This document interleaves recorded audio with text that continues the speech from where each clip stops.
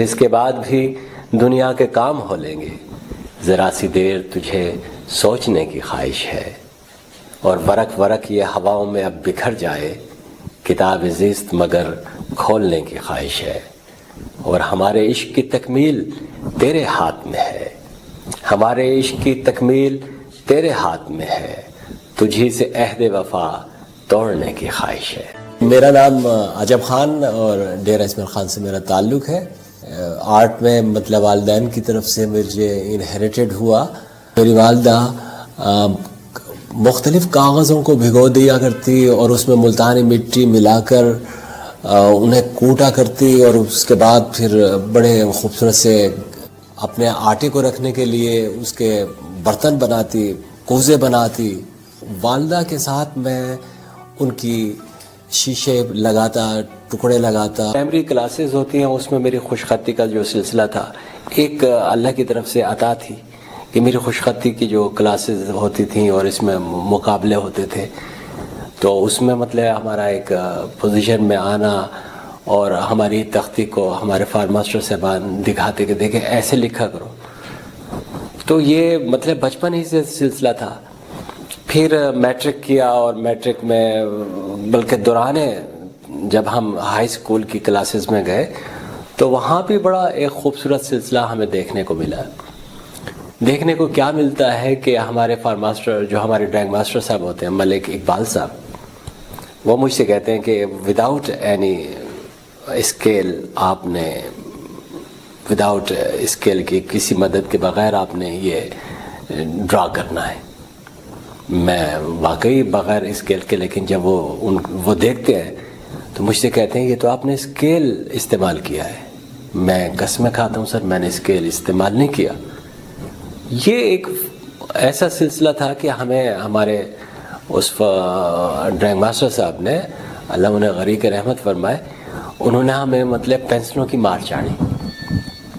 یہ لفظ مطلب مار چاڑنا یہ ہمارے چونکہ سرائکی کا ایک بڑا خوبصورت یہ ہے، تو وہ انہوں نے ہمیں اس بات پہ سرزنش کی کہ آپ نے اسکیل استعمال کیا ہے، لیکن بعد میں ان پر بھی یہ کھل گیا کہ نہیں جناب، اس نوجوان کے اندر تو کوئی چیزیں ہیں۔ بس وہاں سے ایک ہمارا آغاز ہوتا ہے کہ وہ ہمیں برش اور اس کی طرف لاتے ہیں کہ آپ رنگوں کے ساتھ اب ذرا کچھ چیزیں بنائیے، اور وہ خود بہت ماہر ڈرائنگ ماسٹر تھے۔ تو یہاں سے پھر ہمیں مطلب پھر فرسٹ ایئر میں ہم آتے ہیں اور سی کام کرتے ہیں، ڈی کام کرتے ہیں، اور بی کام کے دوران مطلب میں یہ تہیہ کر لیتا ہوں کہ میں نے کوئی اکاؤنٹنسی کی طرف یا بینکنگ کی طرف یا فائنانس کی طرف نہیں آنا، میں نے تو رنگوں سے ہی کھیلنا۔ 94 کے اندر پہلی شرکت کی عباسین آرٹس کونسل میں، پھر اس کے بعد مختلف ایوارڈز جس میں کمپٹیشنز ایوارڈز ہوتے ہیں، سعد کین ایوارڈز ہے، ایس ایس حیدر ایوارڈز ہے۔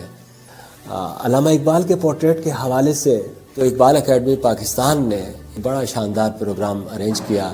انہیں اس بات کی ضرورت تھی کہ اقبال کا ہمیں پورٹریٹ ایسا چاہیے جسے ہم پوری دنیا کو بتا سکیں کہ اقبال کی شبیہ ایسی تھی، اقبال کے نقوش ایسے تھے، اقبال کی فکر ایسی تھی، اقبال کی سوچ ایسی تھی۔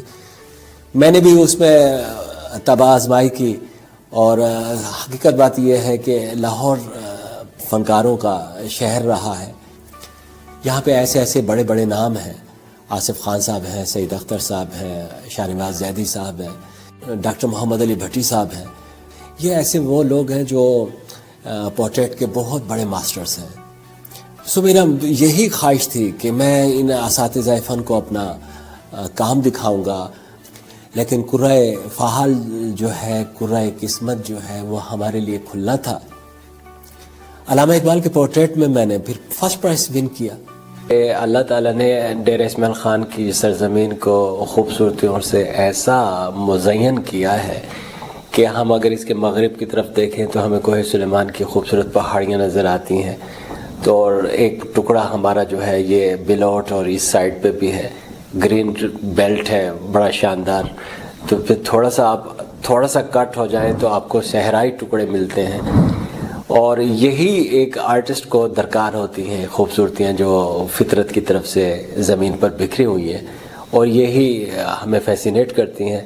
اور ان میں سے ہم چھوٹی چھوٹی مائنیوٹ چیزوں کو چیک کر رہے ہوتے ہیں.